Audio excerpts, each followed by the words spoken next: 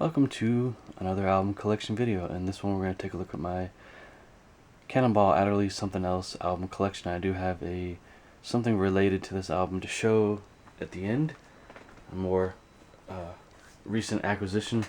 But we'll start off with the CD 1985 or 1986 Blue Note CD edition here. You can tell by that logo there, the compact disc logo, and ADD, which is an analog to digital conversion. I picked this one up for a bargain thanks to a user on the Steve Hoffman forums. I was asking them which is the best sounding version on CD for the price, and they pointed me in this direction, which I was very happy. And I bought a bunch of other Blue Note 80s jazz titles because of that after hearing this version. So it's a BMG edition,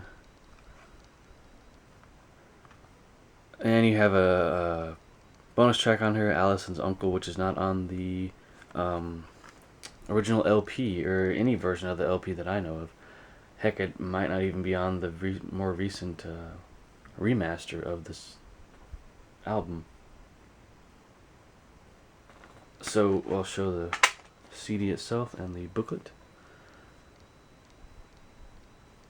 Just look like your standard 80s Blue Note CD. I have some more. Don't have any other like multiple copies of these 80s Blue Note CDs, unfortunately, but I could definitely make a video dedicated to the older Blue Note CDs if you guys would like to see that. If you do, put that down in the comment section down below. Just say yes, I'd like to see your 80s Blue Note CD collection. I'll gladly make a video on it, even though I've already shown them in a previous video of all my jazz CDs. But here's a picture of Miles Davis and Cannonball Adderley during the recording of the album. There's not much in the way of this booklet. I mean, maybe original liner notes, and that's about it. Maybe some, yeah, just that. So, as far as the fidelity of the album, I would say it sounds probably close to an original record, or even, later pressing, I guess. I mean, I never heard an original of this album, but I imagine it sounds pretty good. And the digital transfer was done by Mr. Ron McMaster. He did a great job mastering jazz titles, and I have a few of them that he did master, like Tina Brooks' what is it, Back to Black, or Back to Back, and The Waiting Game, I believe, on the Connoisseur series. So that's that, and then we'll talk about this version. The Analog Productions 45 RPM edition of Somethin Else. And I believe this was taken from the metal parts that Classic Records used to re-release this record, so it's going to sound really good. And this is in fact all analog. On my card back here, I noticed I did put the album was all analog sound as far as I know, but it is in fact analog sound. It was taken from the original master tape. As you can see on the track listing, this does not have Allison's Uncle on there. That's fine. So this edition, I bought it brand new. Oops. Yeah. Unfortunately, it's thin. The album jacket is thin. It's not gatefold, but it does look really good. Really, very good print quality. I believe it's from. Don't know if it's a Stoughton jacket. I don't know, but it's.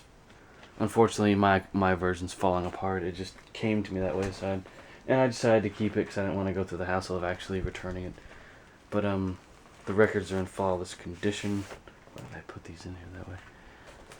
There's the label there. It says 45 on it, which don't believe this was originally released in 45. But if you're looking for a version of this album to get, this is the version.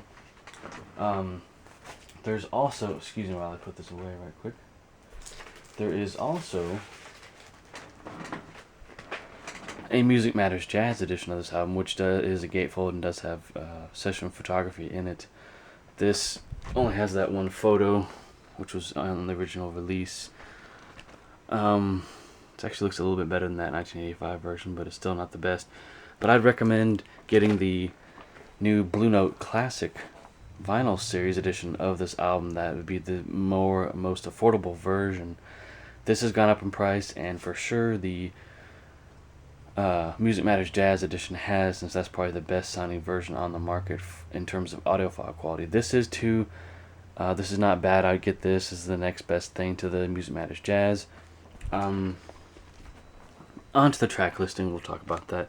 Autumn Leaves is the most well-known track off the album, along with Love for Sale.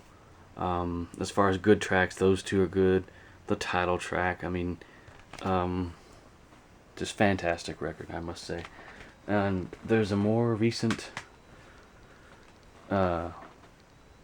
remaster on CD that you can buy as well. Excuse me. That version is very affordable. You can probably even find this 1986 version on CD as well. So there you go. Thank you for watching my videos and subscribing if you want to see more collection videos like this and more.